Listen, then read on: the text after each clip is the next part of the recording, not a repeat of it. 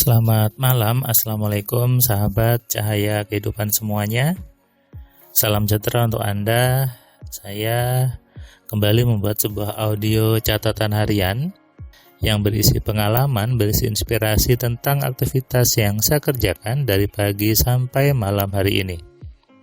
Hari ini harinya hari Rabu tanggal 21 September 2022.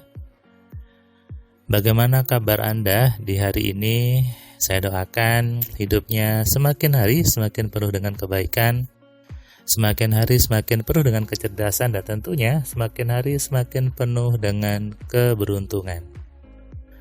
Hari tadi saya tadi pagi memberikan kelas di kampus, masih mengajar pagi jam 7:30. Tadi saya minta mahasiswa untuk masuk 7:30 sampai jam 9. Kemudian saya lanjut ke Hotel Bidakara untuk memberikan kelas privat AMC offline gitu ya, ke seorang perempuan masih muda dari Jogja. Dia ingin belajar privat langsung gitu ya, ketemu saya di Surabaya, sehingga tempatnya di Hotel Bidakara. Tadi ketika sampai sana memulai kelas, saya tanya dulu, "Mbak kesini mau ngapain?" Tiba-tiba dia nangis sambil bercerita, nangis. Kemudian saya tanya, "Sudah sabar. Ternyata Mbak ini pernah konsultasi ke psikolog gitu ya, dan psikolognya mengatakan bahwa ini harus dirawat sebagainya, kemudian harus butuh penanganan. Sampai suatu hari kata dia dikenalkan YouTube Cahaya Kehidupan oleh temannya. Dia terapkan, dia baca buku 10 Keajaiban Pikiran, dan dia bilang, "Saya malah jadi sering bersyukur. Bahkan ini saya nangis bukan karena sedih, saya nangis karena saya terharu. Artinya saya bisa ketemu Mas Firman gitu ya, bisa ketemu langsung, dan jujur setelah saya dengar YouTube Cahaya Kehidupan, saya baca bukunya Mas Firman, hidup saya berubah. Pikiran saya yang dulu agak suka liar gitu ya, jadi lebih santai dan lebih nyaman."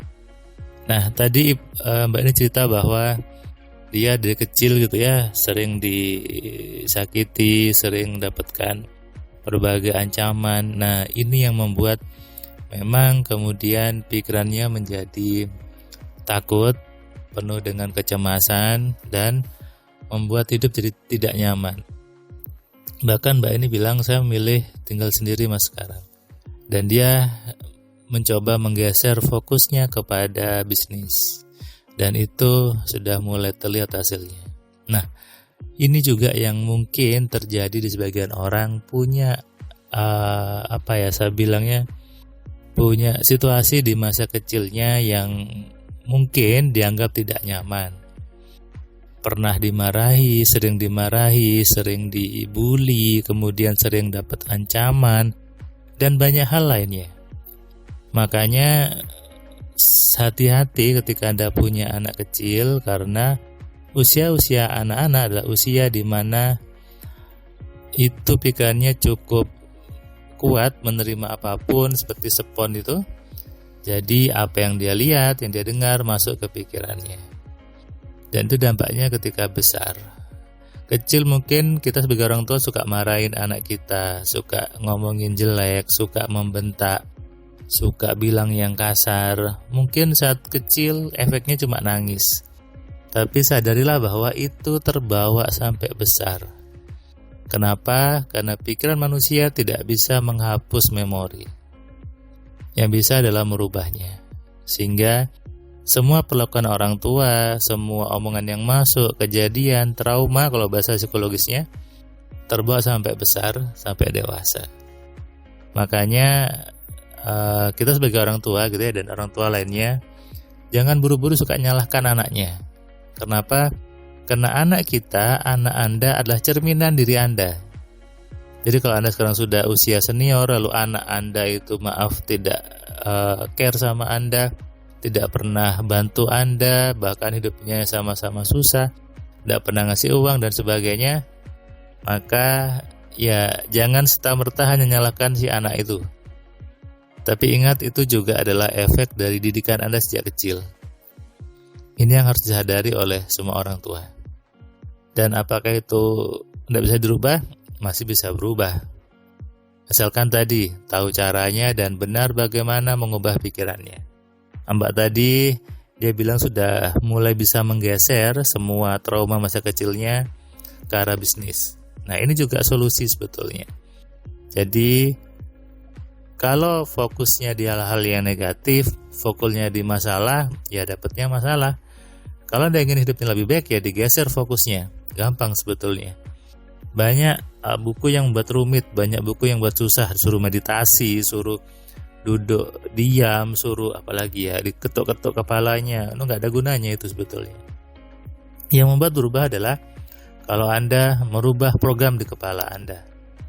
Dan supaya bisa mengubahnya, Anda harus tahu caranya, harus tahu bagaimana mengelola pikirannya. Jadi jangan asal berafirmasi, nggak ada gunanya. Berafirmasi tidak sama dengan mengubah program di pikiran.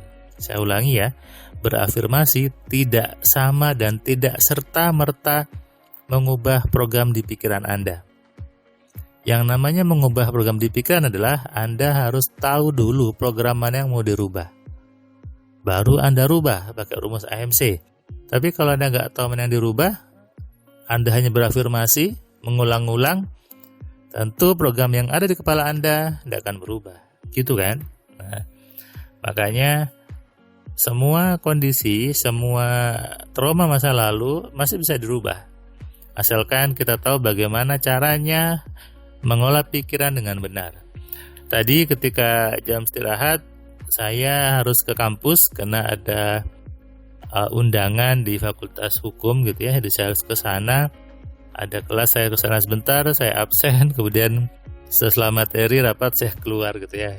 Nah, sudah ada absen, sudah selesai materinya.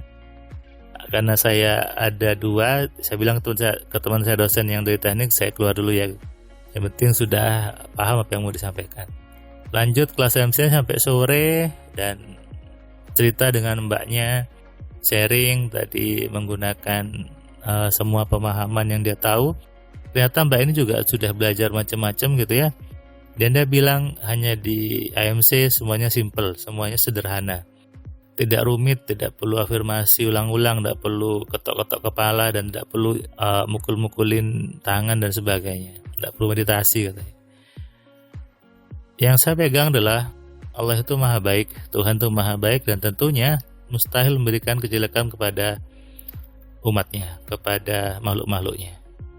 Inilah yang harus kita pahami bersama, bahwa hidup manusia tergantung dari program di pikirannya. Hidup manusia tergantung dari program yang ada sejak kecil sampai sekarang. Sehingga hati-hati kalau Anda memasukkan program kepada anak-anak Anda. Hati-hati ketika harus memarahi anak Anda. Hati-hati ketika membentak mereka. Ingat, itu membekas, itu tersimpan, itu terekam di pikiran mereka. So, lebih baik gunakan rumus AMC, gunakan alfa telepatinya untuk merubah anak Anda, merubah perilaku mereka tanpa membentak, tanpa perlu marah-marah.